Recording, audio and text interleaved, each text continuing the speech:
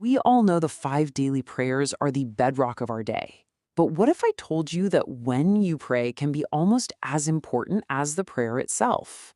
There's a real wisdom behind the best times to connect with Allah, and also a few key moments that we're guided to avoid.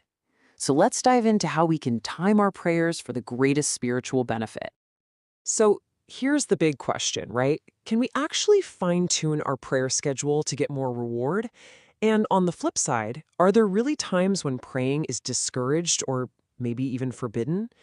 The answers are honestly super profound and also incredibly practical. Let's break it all down.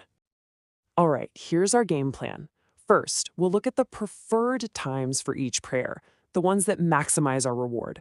Then we'll tackle a special case, what to do on a cloudy day. After that, we'll switch gears and talk about the times to avoid prayer. And we'll get into the important difference between what's totally forbidden versus what's just disliked for extra prayers. And finally, we'll wrap it all up with the key takeaways.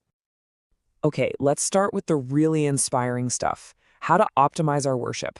How can we actually seek out those divinely recommended moments to make our prayers feel even more connected and impactful?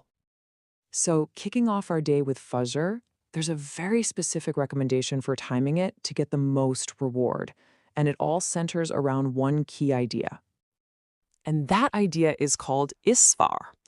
Basically, it means it's recommended to pray Fajr not when it's pitch black outside, but when the morning light has really spread across the horizon, making things clear just before the sun itself actually pops up. And this isn't just an opinion. It comes directly from the Prophet, peace be upon him. He said, "Perform the Fajr prayer when it is clear, for it is greater in reward." I love the way that's phrased. It's not some harsh command. It's a beautiful invitation, an encouragement to earn something extra. Now for Dhuhr, the noon prayer. This is where you really see the practical wisdom in these timings. In the summer, when the sun is just blazing, it's actually recommended to delay the prayer a bit. This is called ibrad, waiting until the worst of the heat has passed. But in the winter, it's the total opposite. It's better to pray it early in its time slot. It's a mercy, so practical. For Asr and Maghrib, we get two completely contrasting recommendations. With Asr, the afternoon prayer, it's actually preferred to delay it a bit, just as long as the sun is still bright white and hasn't started to turn that orangey color. But for Maghrib, the sunset prayer, well, that's the one you rush to. The guidance is to always pray it as soon as the time begins, no delay. The Isha prayer is interesting because it offers a much wider, more flexible window. The absolute best time to pray it is actually to delay it until the first third of the night has passed. Now, you can delay it all the way until midnight. That's permissible. But pushing it past midnight starts to become disliked or makruh. So there's definitely a sweet spot for Isha to really maximize its virtue. And what about Witr? Well, in an ideal world, Witr should be the very last prayer you do, right at the end of the night. But, and this is a really important but, if you're worried you won't wake up, then it's absolutely better to just pray it right after Isha before you go to sleep. So, all this guidance is great when you can clearly see the sun and the sky. But what happens when you can't? On one of those really heavy, overcast days? Well, there's specific advice for that too. And again, you just see this amazing blend of caution and practicality. On a cloudy day, it's actually better to slightly delay Fajr, Zohar, and Maghrib. Why? It's a precaution, just to be absolutely sure the time has really started. But for Asr and Isha, you do the opposite. You pray them early. The wisdom here is all about the community. It's to encourage everyone to gather for prayer before bad weather, like rain or snow, might make it tough to get to the mosque. Okay, so far, we've been all about optimizing our prayer times. Now we have to look at the other side of the coin.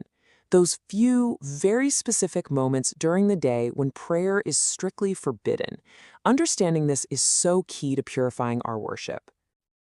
And the guidance here is incredibly precise. It's not a long list. There are exactly 3 short windows of time during the day when any kind of prayer is prohibited. So what are they? First, during the act of sunrise itself, right until the sun is completely above the horizon. Second, at the exact moment of high noon, when the sun is at its peak and casts no shadow. And third, during the act of sunset, as the sun is literally disappearing. The profound wisdom here is to make a clean break, to completely separate our worship from anything that could even resemble sun worship, so that our devotion is purely and 100% for God alone. But hold on, there is one super important exception to that sunset rule. If you're praying the Asr prayer of that specific day, and you manage to complete at least one full rak'ah before the sun sets completely, then your prayer is valid, and you should finish it. Think of it as a specific mercy connected just to the Asr prayer. All right, on to our final category. And this one is a little more nuanced. These aren't forbidden times for all prayer, not at all. These are just times when performing voluntary or naf prayers, the extra ones, is disliked. Let me repeat, your obligatory prayers are totally fine. This is just about the extras. So when should we hit pause on our extra prayers? Well, the two big ones to remember are the period right after you've prayed Fajr, all the way until sunrise, and the period after you've prayed Asr, all the way until sunset. A few other specific times include just before Maghrib, right before the Eid prayer, and of course, once the Imam is out for the Friday sermon. It's also disliked to pray extra nafil after dawn breaks, except, of course, for the two powerful Sunnah units of Fajr itself. But, critically, this disliked status isn't some absolute ban, and there are some key exceptions. For instance, if you need to make up a missed obligatory prayer, you can and should do it. Same goes for performing a prostration of recitation if you're reading the Qur'an. And of course, the two prayer units after completing tawaf around the Kaaba are also allowed. Okay, I know that was a lot of detail, so let's just boil it all down into the most important takeaways, the stuff you can actually put into practice in your daily worship, like starting today. Think of this as your ultimate little cheat sheet.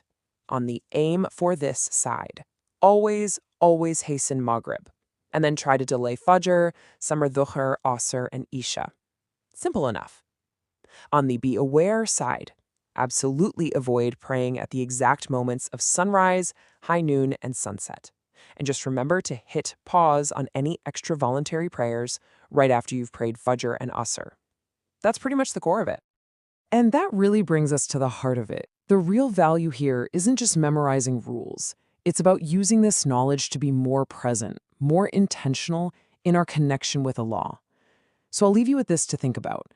How can this knowledge transform our daily prayer from just a routine into a truly mindful, rewarding, and conscious practice? Thanks so much for joining me. May it bring benefit to all of our worship.